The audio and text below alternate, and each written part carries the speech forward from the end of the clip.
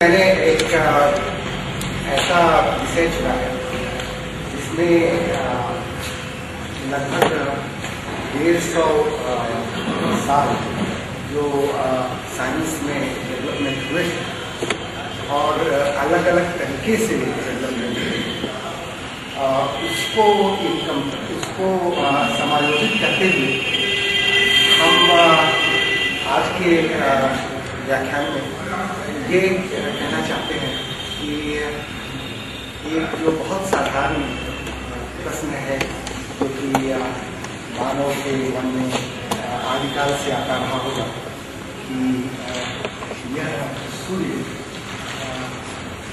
चमकता ये चमकता क्यों, ये कब तक कब से चमक रहा है, ये कब तक चमकता रहेगा। इन बातों को मैं सिलसिलेवार रखने की कोशिश करूँगा और मैं इस बात का ध्यान रखा हूँ, कोशिश किया हूँ, लेकिन आपके प्रतिक्रियाएँ जानने के बाद और बाद में बड़ी सी कोशिश करूँगा कि यह व्याख्यान 10वीं 11वीं 12वीं कक्षा का हर विद्यार्थी इसका लगभग 80% भाग समझे। तो हम बनारस के हैं और सुबह बनारस बहुत दुनिया में प्रसिद्ध है और हम लोग नौका विहार पर गए हैं और उसकी लालिमा शब्दों में कभी नहीं जा सकती और उसको देख के हम लोग एकदम निहाल से हो गए और उस समय यह प्रश्न नहीं आता कि यह कैसे चले, यह तारा कैसे चलता, यह तो मेरा तारा है, ये नहीं चमकेगा तो हम कैसे जिएंगे। तो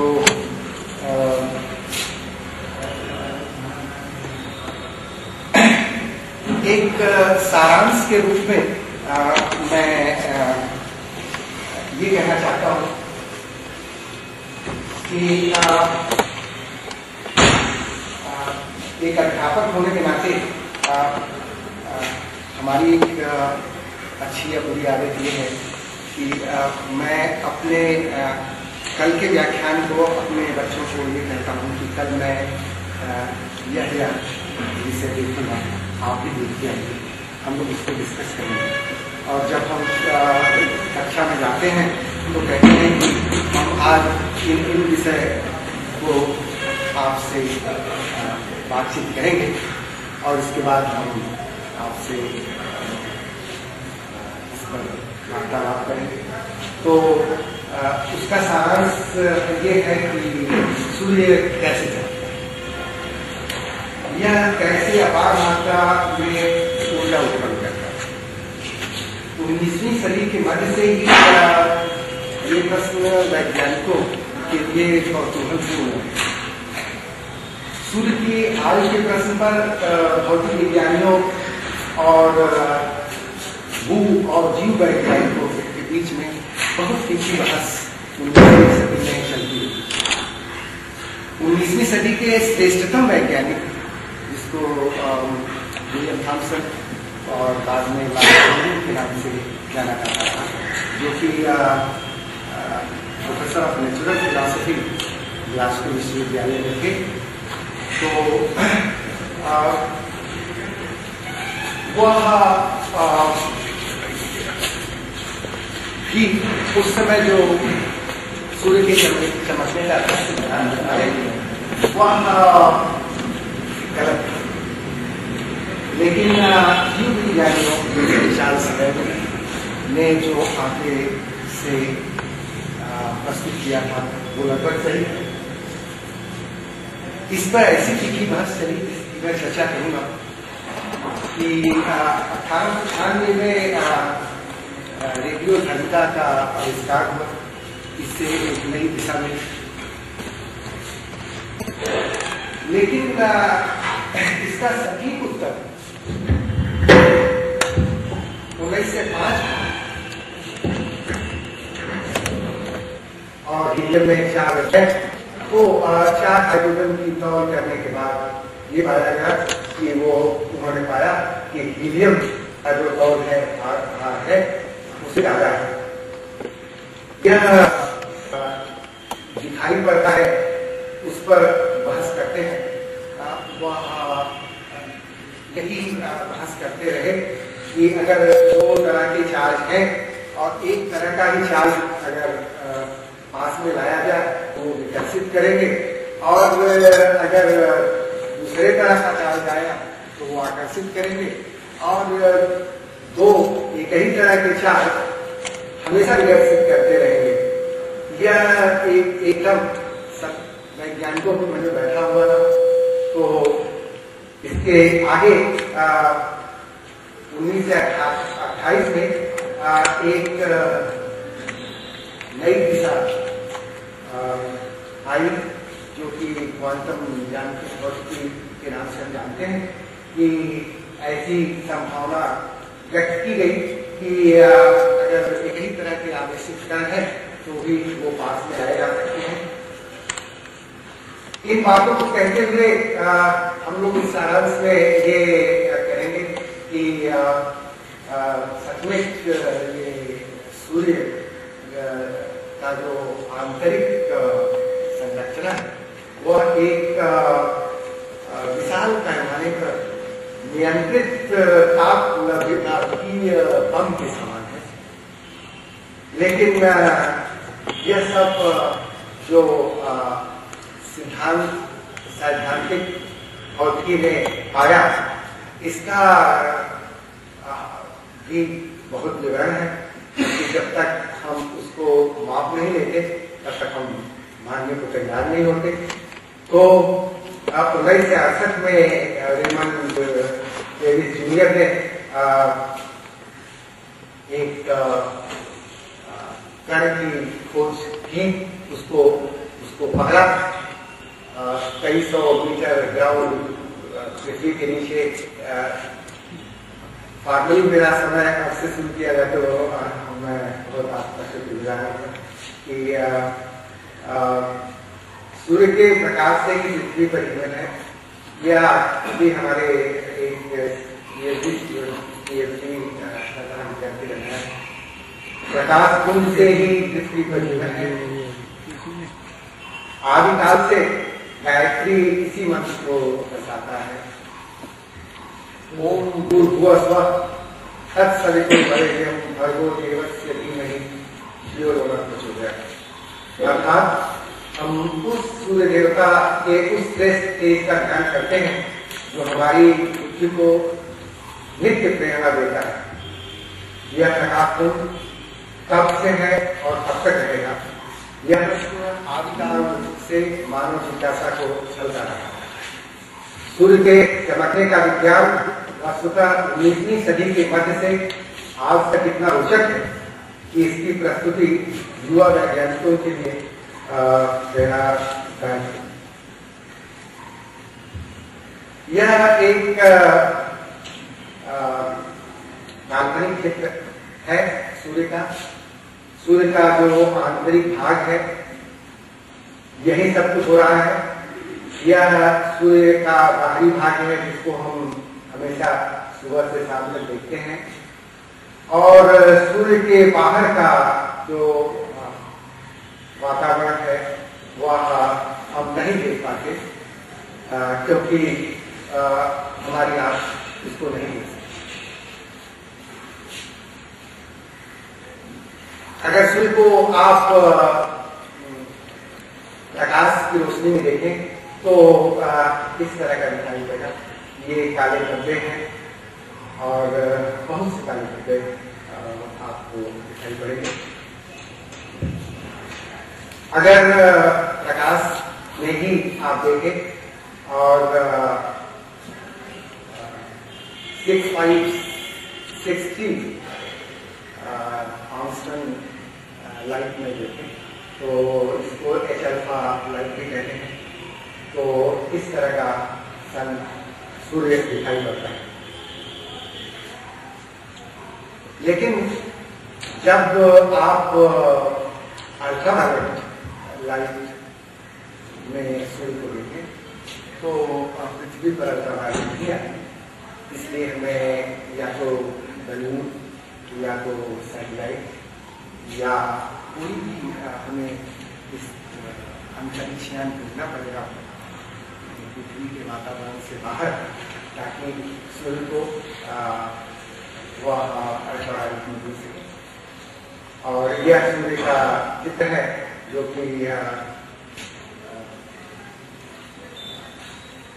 हीलियम लाइन में लिया गया है और सोहो अंतरिक्षयान, यह भी सोहो अंतरिक्षयान से लिया गया है। और सूर्य का ये बाहरी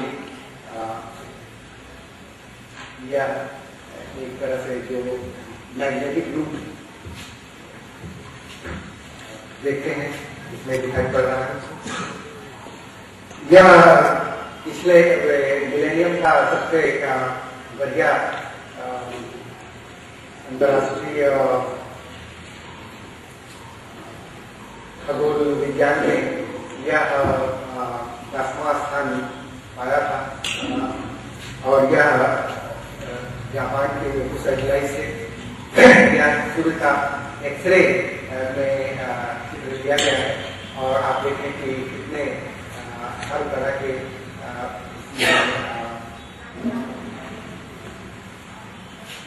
आकृतियां दिखाई पड़ रही है, कॉम्प्लेक्सिटीज। सूर्य का बाहरी वातावरण किस तरह से मुश्किल सा है, इसका अंदाज आप इस चित्र से लगा सकते हैं। यह ट्रेस सैटेलाइट जो आज भी में है, यह एक्सरे में लिया गया है। और इस तरह का जब आप देखते हैं तो आप जो हाई स्कूल में एक चुंबक रखे और आयरन फाइल का जो एक एक्सपेरिमेंट करते हैं उसका याद दिलाता है। लेकिन यह कुछ मैं इससे दिखाया कि यह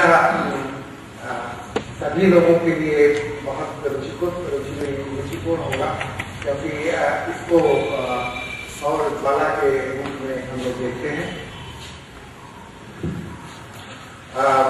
सौर ज्वाला का एक दूसरा रूप इस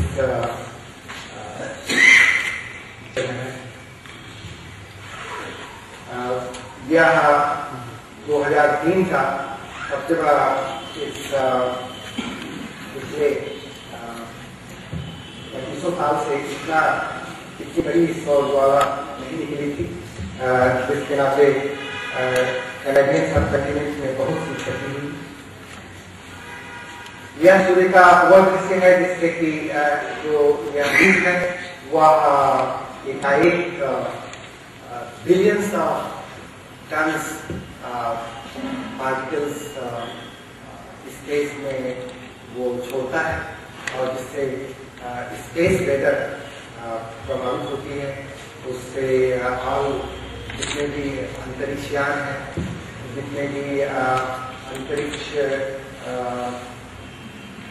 मौसम से संबंधित चीजें हैं, जितना टेली कम्युनिकेशन सिस्टम है, जितना केबल लाइन्स हैं, जितने मोबाइल नेटवर्क हैं, सभी ध्वस्त होने के स्थिति में आ जाते हैं। यह पिक्चर मैंने सूर्य का इसलिए दिखा है क्योंकि ये अभी कर लिया हुआ है, कुछ महीने पहले मार्च 2007 का। यह जापान का एक विनोद सैटेलाइट है, उसका हिंदी में अंग्रेजी में मतलब सनराइज है और हिंदी में सूर्योदय है, उस सैटेलाइट का नाम है। और इससे आप देखें कि जब आप सूर्य को देखते हैं तो कितना मुश्किल से भरा हुआ यह वातावरण नजर आता है।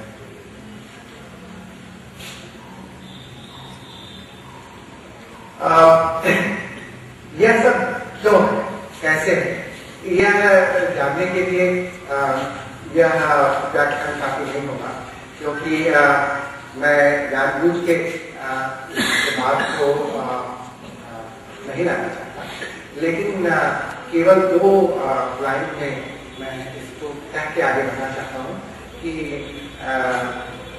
जो सूर्य को हम देखते हैं उसकी सतह जिससे प्रकाश हमारी आंखों में मिलता है, वह उसका तापक्रम 6000 डिग्री सेल्सियस, लेकिन सूर्य के केंद्र में उसका तापक्रम 15 मिलियन डिग्री सेल्सियस, जहां की ये क्रियाएं होती हैं जिसके बारे में मैं विस्तृत चर्चा करने जा रहा हूं। जो सबसे कौतूहलपूर्ण बात है, जो कि आज तक साइंस ने इसका उत्तर नहीं पाया है, वो यह है कि जब सूर्य के सतह से आप बाहर निकलते हैं, जब तो 6000 डिग्री सेल्सियस उस सूर्य का सतह है, लेकिन जब आप बाहर जाते हैं, उसके वातावरण में आते हैं, तो इसका तापक्रम बहुत तेजी से बढ़ने लगता है और वह फिर मिलियन डिग्री टेम्परेचर पर। ऐसा क्यों होता है? क्योंकि हमारा अनुभव है कि जब हम आग की तरफ जाते हैं तो हमें गर्मी मिलती है, आग से हम दूर जाते हैं तो हम ठंडे होते हैं।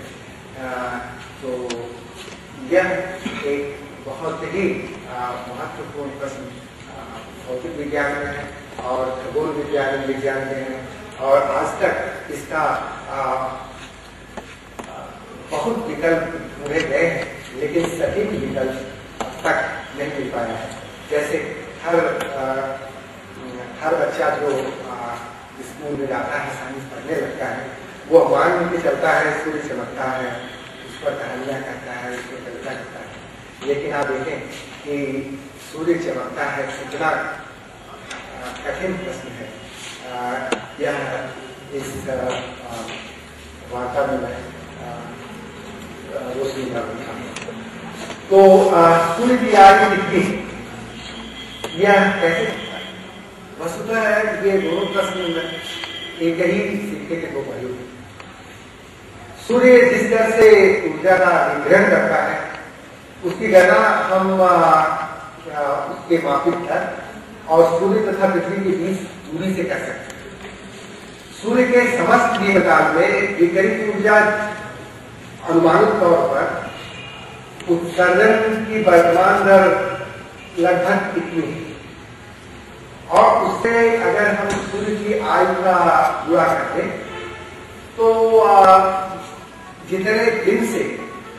जितने सालों से सूर्य चमक रहा है, तो सूर्य का दीप्तिमान हमें मालूम है, और कितने साल से चमक रहा है, तो हम ये जान जाएंगे कि कितना सूर्य ने हमें ऊर्जा दी, या ब्रह्मांड इस अंतरिक्ष में कितनी ऊर्जा सूर्य से आई। तो जितनी अधिक सूर्य की आयु होगी, उतनी ही विकिरित ऊर्जा होगी। हम स्पष्ट हैं इस बात में?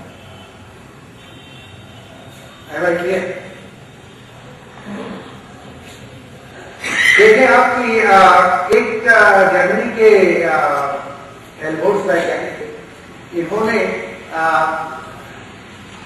हमें इस व्याख्यान को बहुत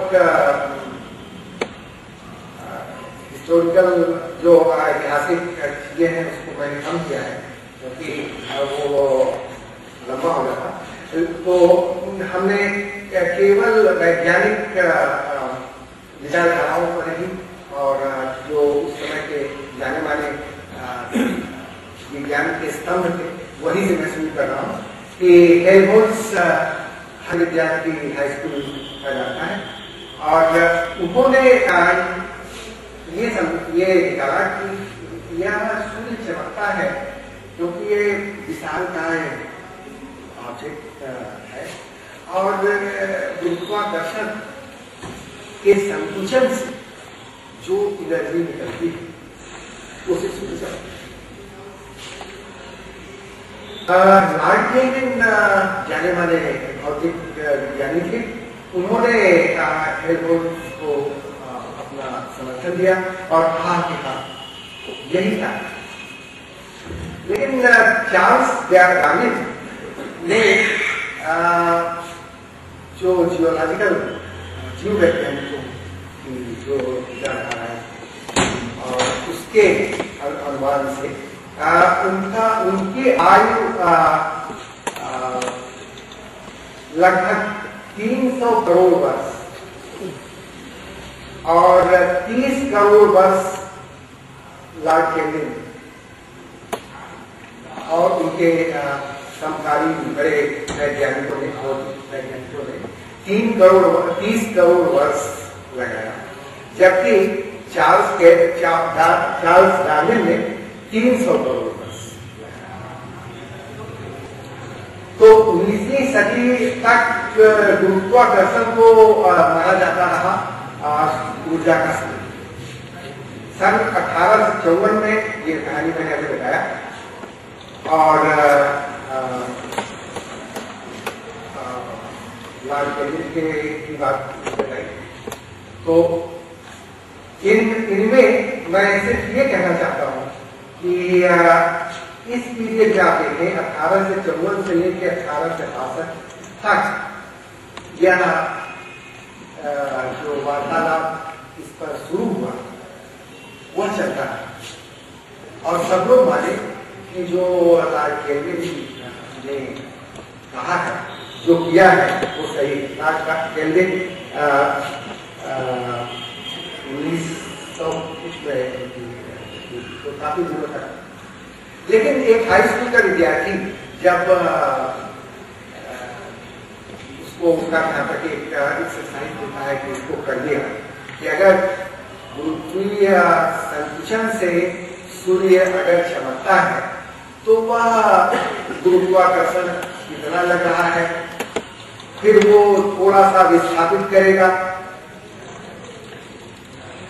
और उससे जो स्थितिज ऊर्जा पोटेंशियल एनर्जी जो उत्पन्न होगी वही एनर्जी सूर्य एनर्जी सौर ऊर्जा के रूप में निकलेगी।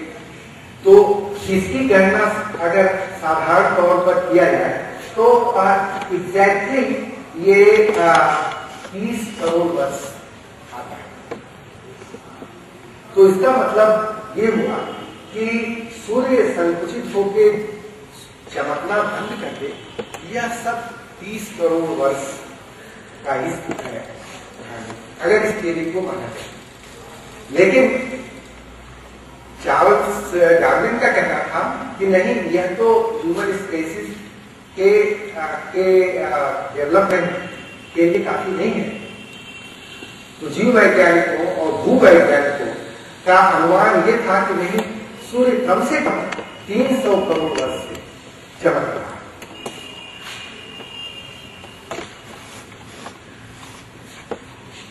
तो ये बात तो मैं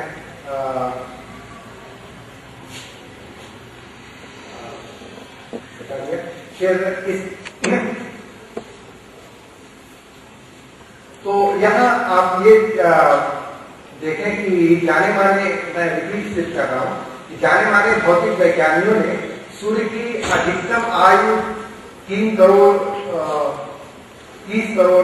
करोड़ वर्ष और इस बीच भू और जीव विज्ञानी अपने दसियों करोड़ वर्ष से सूर्य के चमकने के अनुमान पर कायम रहे। इस बीच क्या डेवलप क्या होता है?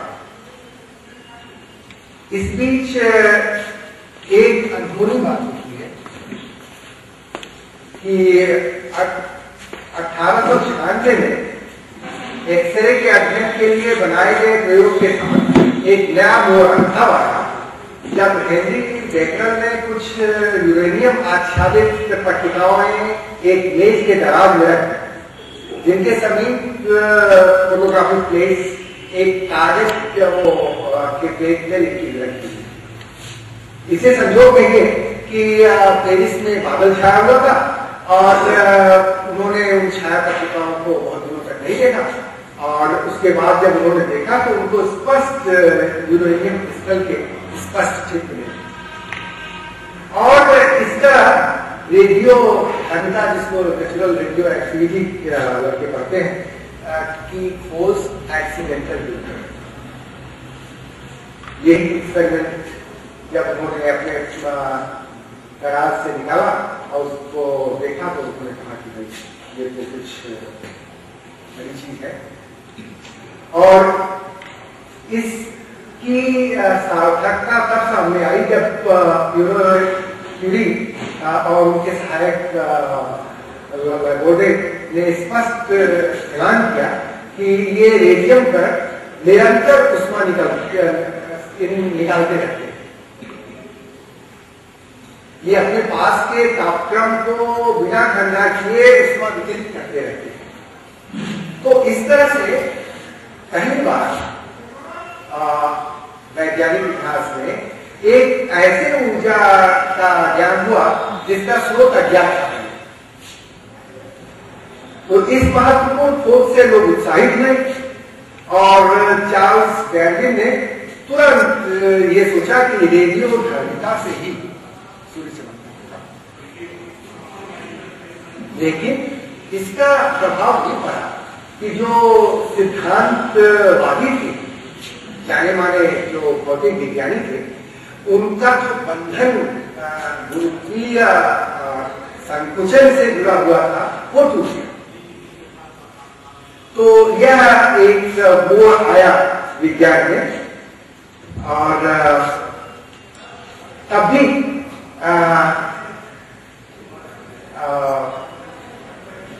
इसकी इस पृष्ठभूमि में जब आइंस्टीन सामने आते हैं तो उनके सापेक्षता सिद्धांत ने दिखाया कि ये किसी द्रव्यमान को भी एनर्जी से ऊर्जा प्राप्त की जा सकती है। अब सवाल यह है कि वही हेल्महोल्ट्ज ने द्रव्यमान का ऊर्जा संरक्षण एनर्जी कंजर्वेशन प्रिंसिपल जो लोग जानते थे, उसको सबको बदलना, उसमें द्रव्यमान जो लगा। तो क्योंकि यह जो खोज हुई, यह जो आइंस्टीन ने सापेक्षता सिद्धांत से निष्कर्ष निकाला कि अति लघु मात्रा से अपार ऊर्जा परिवर्तित हो सकती है, में परिवर्तन हो सकता है। तो द्रव्यमान का ऊर्जा में संरक्षण सम्मिलित करके हेल्महोल्ट्ज और मेयर के ऊर्जा संरक्षण के नियम को विस्तार कर दिया।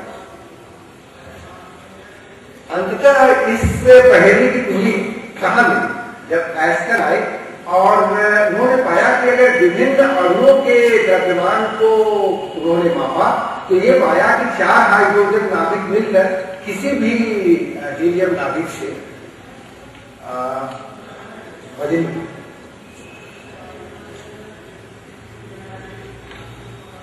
एस्टर के आकलन का जो महत्ता जो है वो इससे पहचाना जा सकता है कि उस समय के जाने माने खगोलविद जिनका नाम था सर आर्थर एडिंगटन, उन्होंने तुरंत तर्क किया कि हाइड्रोजन और हीलियम के द्रव्यमानों में अंतर के आकलन के अनुसार सूर्य के चमकने का रहस्य यही है कि हाइड्रोजन का हीलियम में परिवर्तित हो। अब देखिए 4 हाइड्रोजन एक तराजू पर रखें और हीलियम दूसरे पर, तो ये 4 हाइड्रोजन खाली। यह बहुत बड़ा आविष्कार एस्टन का।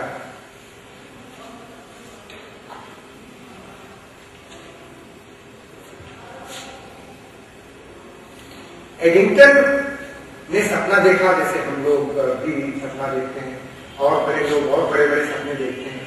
और आज पूरी दुनिया में कई देश मिलकर पृथ्वी के प्रयोगशाला में एक छोटा सा सूर्य पैदा करना चाहते हैं, क्योंकि एडिंगटन ने ये सपना देखा कि नाभिकीय ऊर्जा की वैज्ञानिक और प्रौद्योगिकी संभावनाओं से उसका जो परिणाम आएगा उससे अत्यंत सुरक्षित और पर्यावरण की दृष्टि से शुद्ध ऊर्जा मानव समाज को प्रचुर मात्रा में मिलेगा। तो इसको फ्यूजन बोलते हैं। यह जो उस समय वैज्ञानिक संभावना की तलाश हुई, उसमें हाइंस बेटे को तारों में ऊर्जा उत्पन्न करने की क्रिया पर 1967 का नोबेल पुरस्कार भी मिला। लेकिन एडिंगटन तो इसी से ही मशगूल रहे। ये एडिंगटन है या आइंस्टीन है, पार्क के बेंच में बैठ करके साइंटिफिक डिस्कोर्स कर रहा है। फिर जॉन गैनो आते हैं और इन्होंने प्रोबेबिलिटी जो संभावनाएं कि किस तरह से समान कण एक पास आ सकते हैं, इस पर उन्होंने काफी काम किया और एक नई दिशा दी। यह डेवलपमेंट 1928 का है। फिर हाइंस बेटे ने इसको नया आयाम दिया और उन्होंने जितना सैद्धांतिक अन्वेषण था वो किया और ये पाया कि दो तरह की क्रियाएं हैं। एक तरह की क्रिया है जिसको हम QT श्रृंखला कहते हैं और दूसरी तरह की क्रिया है जो कि CNO श्रृंखला कहते हैं। और बेटी का निर्माण करना था कि QT श्रृंखला सूर्य या सूर्य जैसे तारों के लिए ठीक है, लेकिन जो बहुत ही मैसिव स्टार्स हैं उसके लिए CNO। इसके बाद बहुत अच्छे अपने जाने माने वैज्ञानिक इस पर काम किए, जैसे कैमरन है, फाउलर है, फ्रेड हायल है, साल्पेटर है, स्वास्टियल है। इन सब लोगों ने इस पर काम किया और यह सिद्धांत पूरी तरह पर स्थापित हो गया कि साहब सूर्य ऐसे ही चमकता है, क्योंकि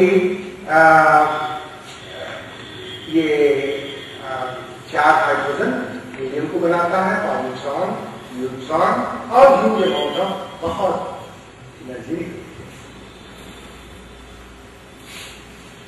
तो अगर यदि आप प्रोटॉन श्रृंखला को देखें तो इसका जो मैं अभी चर्चा किया वो वही चीज है, लेकिन हिंदी में लिखा हुआ कि कैसे 2 प्रोटॉन से फिर न्यूट्रॉन जो कि एक आइसोटोप है प्रोटॉन का और कितनी एनर्जी निकलती है, यह लिखित रूप में चाहिए था। तो एक हाई स्कूल और इंटरमीडिएट का विद्यार्थी यह जब रिएक्शन देखता है तो उसको तुरंत समझ में आ जाता है कि ये ऐसा 2 हाइड्रोजन मिलके मिलता है, ड्यूटेरियम बनाता है, फिर न्यूट्रॉन बनाता है, न्यूट्रॉन निकलता है, फिर क्या होता है, फिर क्या होता है और फिर चारों हाइड्रोजन का क्या माप है और इसका हीलियम का क्या माप है। तो इन परमाणुओं का अंतर निकाल लेता है और निकालने के बाद E=mc² के फार्मूला से वह ये पाता है कि 4.3 × 10⁻⁻12 एक रिएक्शन में कितनी एनर्जी निकलेगी।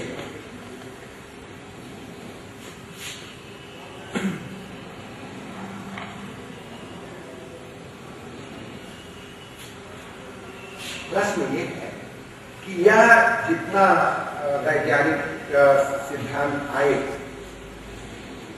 इसको कैसे माने, क्योंकि चाहे रेडियो एक्टिविटी हो, चाहे आइंस्टीन का फार्मूला हो, चाहे बेटे का फार्मूला हो, चाहे पाउडर। इसको माना कैसे? मुश्किल यहां से शुरू। क्यों मुश्किल शुरू की?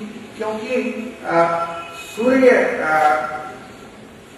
किसी भी ऑब्जेक्ट को, चाहे वो कोई भी, चाहे बायोलॉजिकल ऑब्जेक्ट हो, चाहे कॉस्मिक ऑब्जेक्ट हो, चाहे कुछ भी हो, आप उसको प्रूव उसको जान कर सकते हैं जबकि आप उसको देखें। तो यदि डॉक्टर आपके पेट के भीतर क्या है अगर जानना चाहता है तो वो एक्सरे लेकर कभी जानेगा आंख से, वह केवल संभावनाओं पर ही विचार करेगा। तो सूर्य एक विशालकाय स्टार है और हमारा नेक्स्ट डोर नेबर है, नियरेस्ट स्टेबल नेबर है। तो हम कोई भी सिग्नल सतह के भीतर न तो भेज सकते हैं और न तो कोई भी सिग्नल जो कोर में हो रहा है, कोर में सूर्य के, वो बाहर आता है। और आपको तो ताजुब होगा ही जानते कि एक फोटॉन जो सूर्य के केंद्र में पैदा होता है, एक्सरे और गामा रेज, वह फोटॉन सरफेस पर आते आते 10 मिलियन ईयर्स और सरवाइव होता है। तो कोई सिग्नल जब जो प्रोफेसर यश साहब कह रहे थे कि वो कोई सिग्नेचर छोड़ जाता है, वो सिग्नेचर आता है। तो यहां से सचमुच यह मिस्ट्री, यह जो रहस्य है, यह रहस्य यहां से शुरू होता है कि आखिर ये कैसे माना जाए कि सूर्य नाभिकीय दहन से चला। तो जैसा कि हम लोग वार्ता कर रहे थे कि जब 4 हाइड्रोजन एक हीलियम को बनाता है तो उसके साथ साथ न्यूट्रॉन भी निकलते हैं और उसके साथ साथ एक और कण निकलता है और कुछ एनर्जी निकलती है। वो कण क्या है? वो है न्यूट्रिनो। तो वह न्यूट्रिनो एक ऐसा कण है जो कि वह निकलता है। तो वह न्यूट्रिनो कैसे पकड़ा गया? क्योंकि हमारे अंगूठे पर करोड़ों हर सेकेंड न्यूट्रिनो आ रहे हैं, लेकिन हमें तो वापस नहीं हो रहा है। तो दो वैज्ञानिक इस सीन पर आए। एक का नाम था जिसको नोबेल प्राइज मिला, डेनिस लेमन जूनियर, और दूसरे वैज्ञानिक का नाम था चांद बहरहाल। अनफॉर्चुनेट दुर्भाग्यवश 1-2 साल पहले ही दोनों चल गए, लेकिन उनका फोटो मैं दिखाऊंगा। तो बहरहाल साहब बहुत ही, मैं उनको ऐसे नहीं जानता, लेकिन मैं नेचर को करंट साइंस को स्पेशलिस्ट रहा था, तो मैंने जान बहरहाल से काफी बात किया और काफी किया। तो मुझे लगा कि इतने महान व्यक्ति थे और वो कहानी दूसरी है क्योंकि वो भी साइंस के इस ऊंचाई पर पहुंचे जबकि वो फिलॉसफी, लेकिन वो अलग स्टोरी। तो ये दोनों वैज्ञानिक इस पर लगे और जान बहरहाल ने ये अपने कैलकुलेशन से दिखाया कि अगर डेविस तुम ये माप सकते हो तब यह थियरी सही हो। जो सिद्धांत है ये न्यूट्रिनो को आप माप सकते हो। ये मैंने एक न्यूट्रिनो का चित्र दिखाया है, लेकिन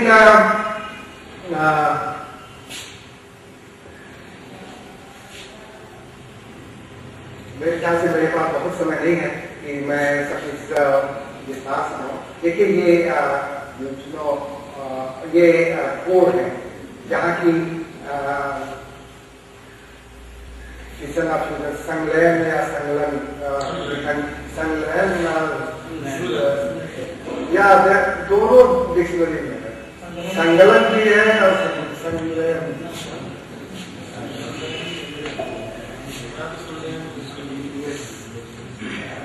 इसलिए मैंने वो जो बीच वाला रास्ता है वो बड़ा अच्छा है, थोड़ा निश्चय होना चाहिए। वो चटनी अचार का काम करता है और लोग ये भी समझने लगते हैं कि ये बहुत मुश्किल नहीं है ये विज्ञान। तो हर देशपाल से ये मिल रहा है कि हम लोगों को चाहिए कि चीजों को आत्मसात करें शब्दों को, ताकि वो और पॉपुलर हो। तो खैर ये कोड है जहाँ की सब क्रियाएं हो रही हैं। इसको असल में ये लोग कहते हैं या इसको लोग कहते हैं। और ये सरफेस है ऑब्जेक्ट जो कि हम देखते हैं। और ये सब जितनी है लेयर्स, ज्वाला और स्ट्रक्चर जिसको कोरोनल होल कहते हैं, सौर धब्बे, ये सब जितना है यह काल्पनिक नहीं है, यह सब ऑब्जर्वेशनल और उसको पेश किया गया है। जैसे ये न्यूट्रिनो का ऑब्जर्वेशन, वो ये एक्सरे ऑब्जर्वेशन है, सौर ज्वाला या तो ग्राउंड से भी, पृथ्वी से भी और अंतरिक्ष से, दोनों से गैलीलियो के साथ ये सौर धब्बे माप किए गए।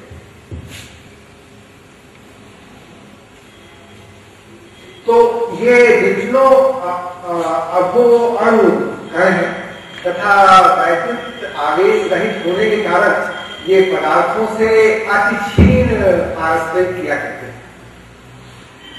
ये प्रकाश की गति से चलते हैं और ये 3 प्रकार के होते हैं। ये 3 प्रकार के होते हैं, electron neutrino, muon neutrino and और टाउ न्यूट्रिनो। हाइड्रोजन नाभिकों के दहन से हीलियम नाभिक बनने पर न्यूट्रिनो का उत्पादन होता है।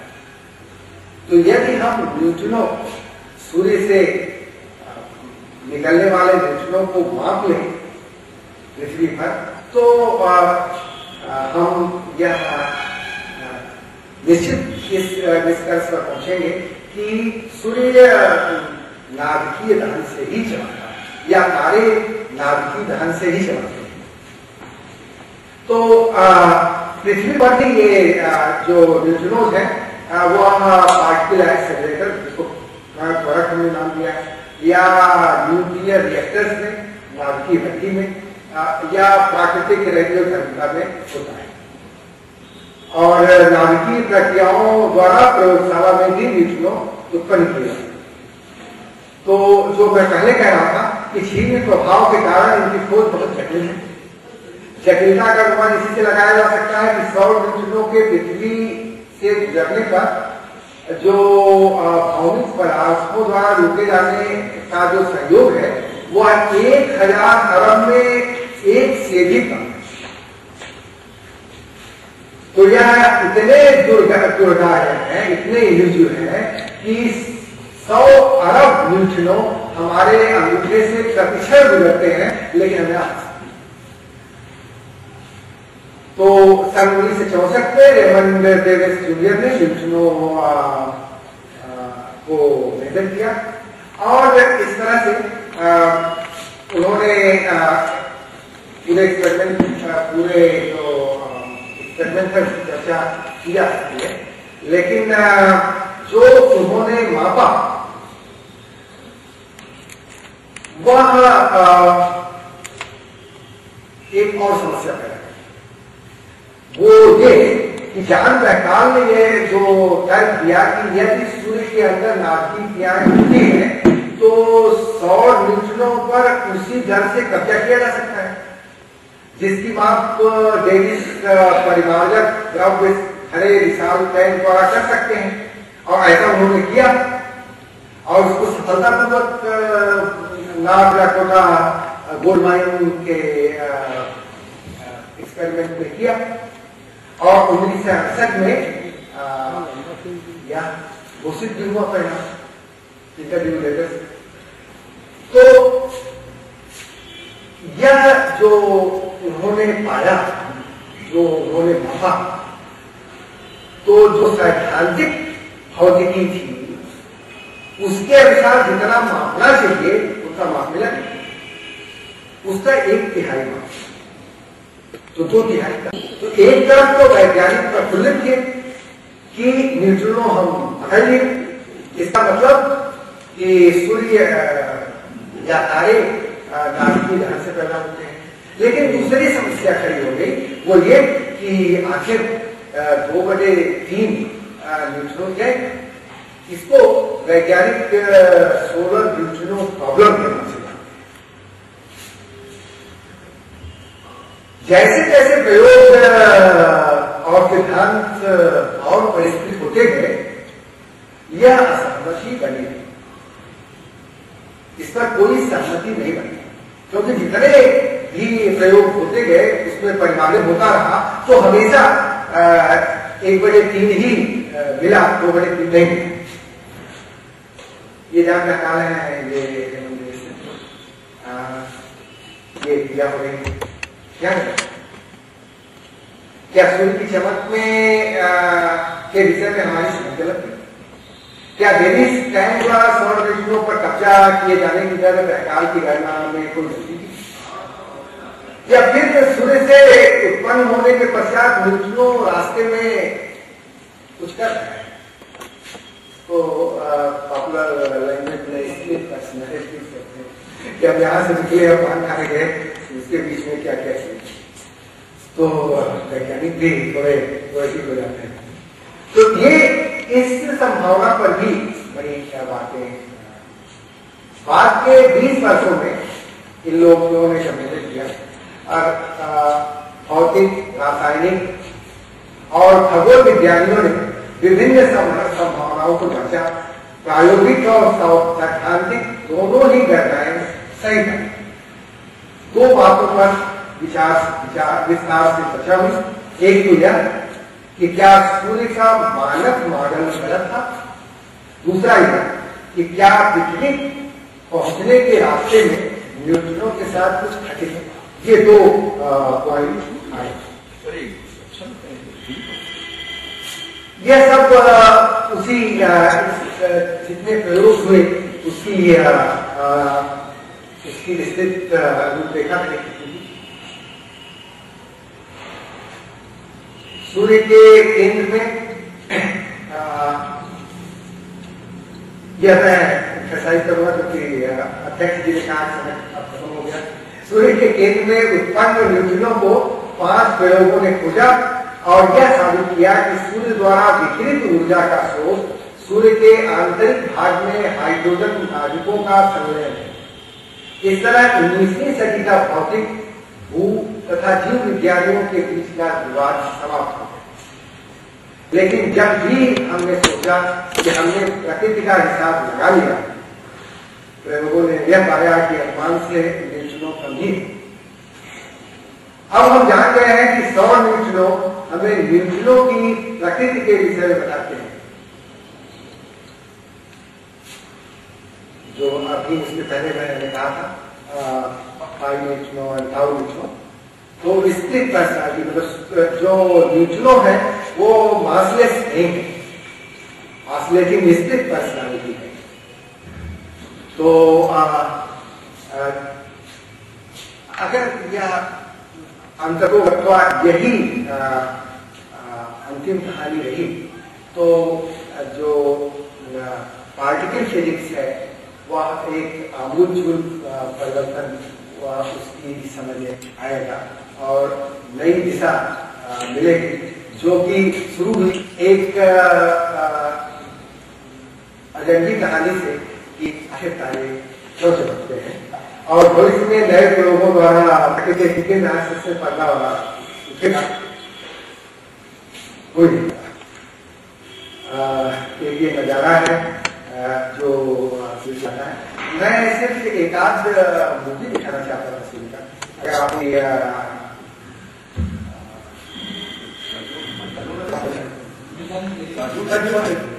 कार्टून तो दर्शन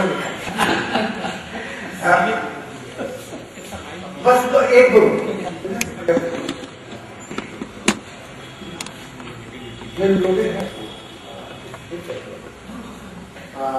हमेशा अगर उनका जो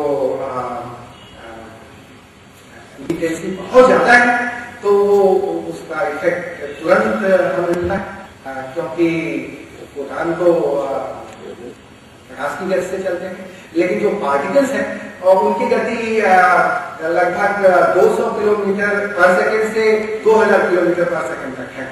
तो उनके आने में लगभग 4-5 दिन लग जाते हैं। इससे वैज्ञानिक इस पर बहुत ज्यादा मंथन कर रहे हैं और स्टीरियो टाइप ऑब्जर्वेशन ले रहे हैं, 2 सैटेलाइट को एक साथ लेके, जैसे एक आंख से देखिए तो और 2 आंख से देखिए तो 3 डायमेंशनल व्यू तो लेकर के कोशिश कर रहे हैं कि क्या हम 4-5 दिन पहले ये पता लगा पाएंगे क्या कि ये कब ज्वाला बहुत बड़ी निकलने वाली। अगर ऐसा हो जाए तो वो काफी उसमें परिवर्तन हो सकता है, क्योंकि जब आप स्पेस शटल में जाना चाहते हैं, स्पेस कॉलोनीज बनाना चाहते हैं और हम लोग विजन करते हैं कि हमारे बच्चे नहीं तो ग्रैंड चिल्ड्रन मार्स पर हनीमून के लिए जाएंगे, तो ये स्पेस वेदर उतना ही महत्वपूर्ण हो जाएगा मॉडर्न टेक्नोलॉजी में जितना कि टेरेस्ट्रियल वेदर है। और हम सभी जानते हैं कि टेरेस्ट्रियल वेदर कितना सक्सेसफुल है आज साइंस, तो स्पेस वेदर उससे भी चैलेंजिंग है। वो एक और है, तो ये मैं सिर्फ एक विजुअल इंस्पेक्शन के लिए ये दिखाना चाहता था कि हर समय सूर्य पर इस तरह की घटनाएं होती है।